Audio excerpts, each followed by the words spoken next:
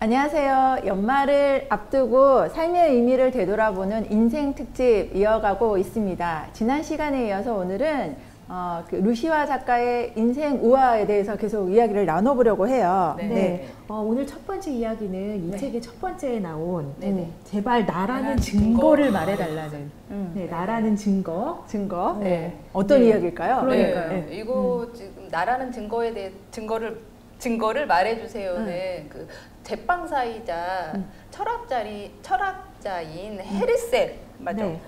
헤르셀에 관한 이야기예요. 근데 해움에 사는 사람들이 목욕탕에 앉아서 우리를 구분해주고 나라는 내가 누구일까를 말해주는 게 뭘까 해서 이제 이야기를 나누게 되는데 거기서 사람들이 옷이라고 생각해요. 우리를 구분해주는 거는 뭐 제빵사는 제빵사, 복장의 직업복인 거지. 직업복에 대해서 그렇게 자기를 구분한다고 생각하는 거. 그런데 갑자기 목욕탕에 있잖아요. 그래서 헤르셀이 자기가 만약에 옷을 다 밝아벗으면 내가 나라는 걸 어떻게 알지? 그래서 헤르셀이 오른쪽 손목에 빨간 끈을 묶어서 나는 제빵사 헤르셀이야. 그거를 이제 그 표시로 빨간 끈을 묶게 돼요. 그런데 목욕탕에 그렇게 해서 이제 목욕하고 나서 오른 손목을 보면 아 나는 헤르셀이야 이렇게 생각을 하는데 어느 날 목수인 외지인이 이제 이사를 오는 거예요. 그래서 목욕탕을 보는데 손목에 붉은 끈을 하고 있는 헤르셀을 우연히 보게 돼요. 그럼 이게 해운마을의 관습인가? 나도 빨간 끈을 묶어야지. 오른손에 빨간 끈을 묶게 됩니다.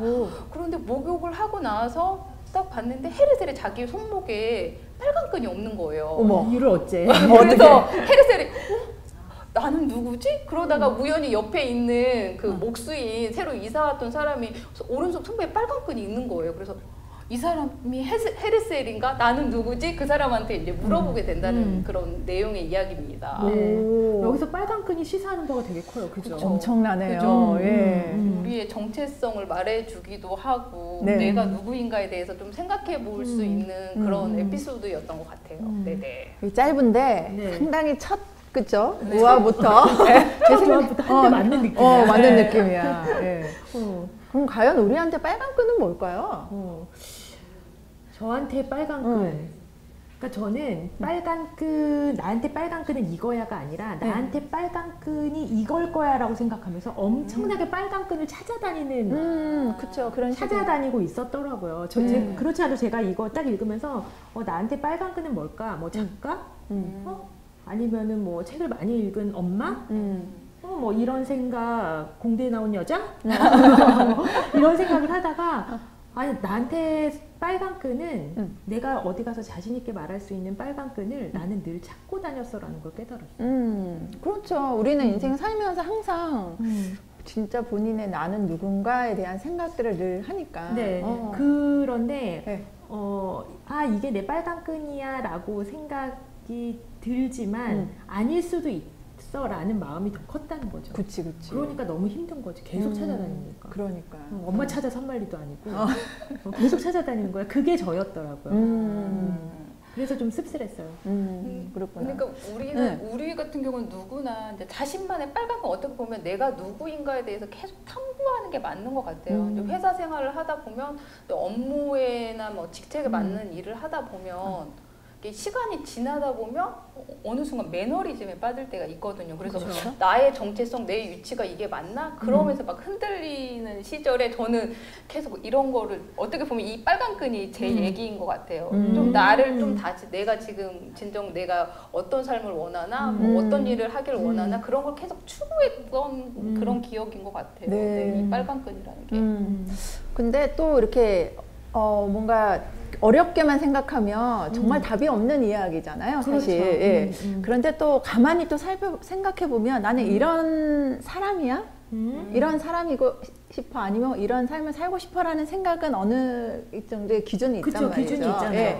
이게 변하지 않는 본질을 어떻게 보면 정체성이라고 할 수 있는데 그런 기본적인 건 있는데 그게 이 삶을 살다 보니까 너무 우리가 바쁘고 막 해결해야 될 문제들이 너무 많잖아요. 맞아요. 그걸 이제 해결하는 거에 너무 관심을 갖다 보니까 원래 내가 갖고 있던 뭐 삶의 기준 그런 부분들을 잊고 사는 부분들이 되게 많지 않나 생각이 드는 거예요. 저는 이 빨간 끈이라는 게 왜 굳이 빨간색 끈으로 했을까? 노랑도 있고 초록도 있고. 저는 그런 생각을 못 해봤는데 좀 그러네. 왜 빨간색일까? 그 빨강이란 게 이렇게 눈에 띄잖아요. 네, 그래서 그렇죠. 항상 눈에 띄니까 너라는 걸 인식하게끔 해주는 뭔가의 하나의 증표였던 것 같은 생각이 드는 그럴 거예요. 수도 있겠어요. 그래서 뭐 저희 같은 경우 바인드 쓰니까 뭐 일요일날 바인드를 쓰면서 아 내가 일주일 어떻게 살았나, 뭐 내가 원하는 삶을 살고 있나 이렇게 생각하는 것처럼 우리의 빨간 그 끈은 늘 인생 살면서 그것을 생각할 수 있게끔 해주는 뭔가의 또 하나의 매개체? 그렇네. 그러네요. 그런 거일 수도 있다라는 생각이 들더라고요. 그래서 각자의 빨간 끈을 하나씩 찾는 것도 되게 중요한 것 같아요. 네. 네. 그럴 때 쓸 수 있는 빨간 그렇죠. 빨간. 네. 그러니까 빨간 끈을 하나라고만 생각하면 안 되겠네요. 안 되죠. 네, 그렇죠. 그럴 수도 있죠. 네. 그렇죠. 빨간 끈은 여러 개가 여러 개. 될 수 있는 것 같아요. 네네 그렇게. 그리고 뭐 늘 우리가 자신을 찾는 게 작가님처럼 네. 다 똑같은 고민하고 그쵸, 있지 않아요? 그쵸. 네, 그게 또 인생이지 않나 싶은 생각이 듭니다. 네. 첫 편부터 첫판부터 확 오는. 네. 네. 예.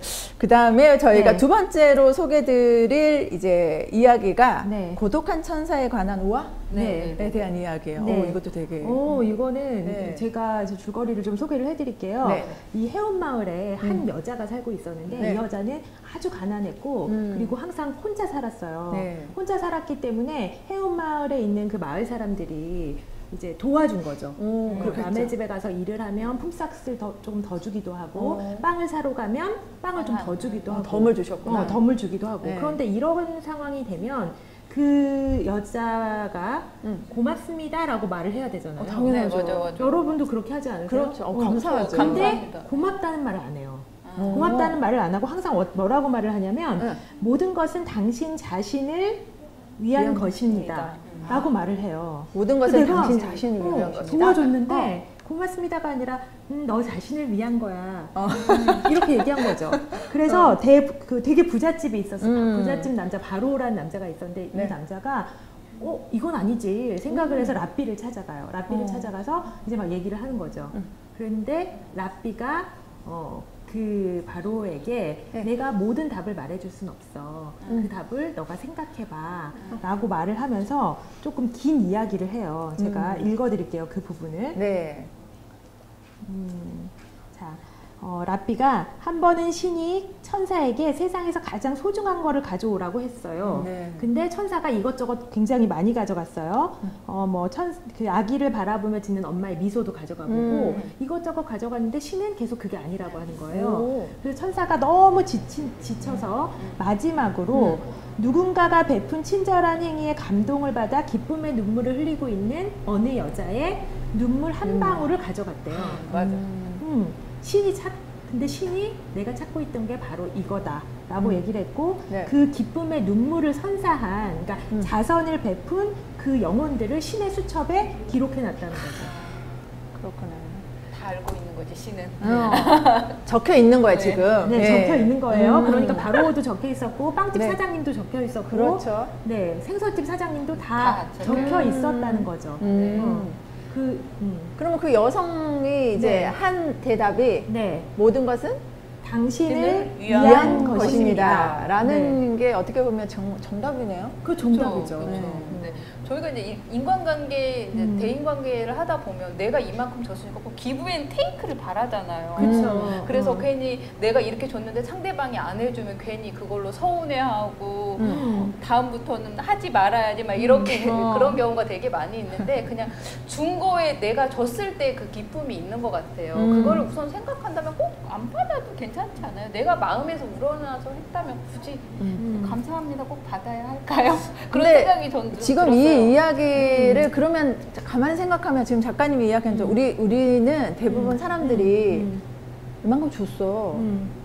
그러면 준 거는 뭐냐면 내가 이 사람을 위해서 줬다고 생각하잖아요. 그렇죠. 그쵸. 그렇죠. 근데 이 사람을 위해서 줬는데 사실은 그것 때문에 내가 받는 것도 사실 있잖아요. 그러니까 그 김정은 같은 사람들이 그렇게 봉사하는 거 아니에요? 그렇죠. 그래서 주는 기쁨. 그렇죠. 그래서 뭐 내가 만족감일 수도 있고 맞아. 그 사람에서 받는 막 감사함일 수도 있는데 우리 탐스 신발 있죠. 아, 맞아, 그래요. 맞아, 맞아. 탐스 신발. 한 켤레 사면 그런 그 아프리카에 기증하는 신발 네, 없는 네, 네. 사람에게 신발이 하나 가는 거죠. 우리가 네. 그렇게 사는 이유도 내가 사면 이 신발을 또 누군가가 신고 있겠다라고 생각해서 사는데 그런 마음도 있지만 또 어떤 마음도 반대편에 있냐면 나 그런 신발 신고 다녀. 나 그렇게 한 사람이 이런 의미도 있는 거잖아요. 네. 예. 그래서 뭐냐면 이게 내가 준다고만 생각할 게 아니라 주는 만큼 내가 받는다는 것도 우리가 인식하게 되면 주는 게 더 훨씬 더 마음이 많아지지 않을까요? 내가 이만큼 주면 이만큼 받아. 그렇죠. 그리고 인생사가 다 돌고 도는 것 같아요. 왜냐하면 맞아요. 내가 이 사람한테 잘해줬는데 여기서 도움 받을 수도 있고. 그렇죠. 예. 그러니까 도는 거죠. 꼭 이거 기브앤테이크처럼 받는 건 아니지만 그렇죠. 아마 그래서 당신을 위한 것입니다라고 말하지 않았을까. 라는 생각도 들어요. 그러네요. 이게 좀 어려웠어요. 저는 네. 이 고독한 천사에 고독한 천사에 관한 우화는 저는 조금 어려웠어요. 이 우화를 사회적 그 가치를 생각하게 되는 기업이나 그렇죠. 많이 좀 이렇게 보시고 네. 예, 하셨으면 좋겠고 또 일반 우리들도 이거 나눔에 대한 생각들을 이 우화를 통해서 한 번 더 생각해 보시면 어떨까 싶은 생각이 듭니다. 네. 아, 벌써 시간이 됐어요. 좋은 이미 울렸습니다. 아, 그렇군요. 네. 자, 인생 우화, 그렇죠? 네. 인생을 한번 되돌아보는 특집으로 진행되고 있는 첫 번째 책, 루시아 작가의 인생 우화에 대해서 지금 계속 이야기를 나누고 있는데요. 다음에는 또 다른 45편 중에서 이제 몇 가지 우화를 저희 작가들과 함께 이야기 나눠보도록 하겠습니다. 다음 시간에 뵙도록 하겠습니다. 감사합니다. 감사합니다.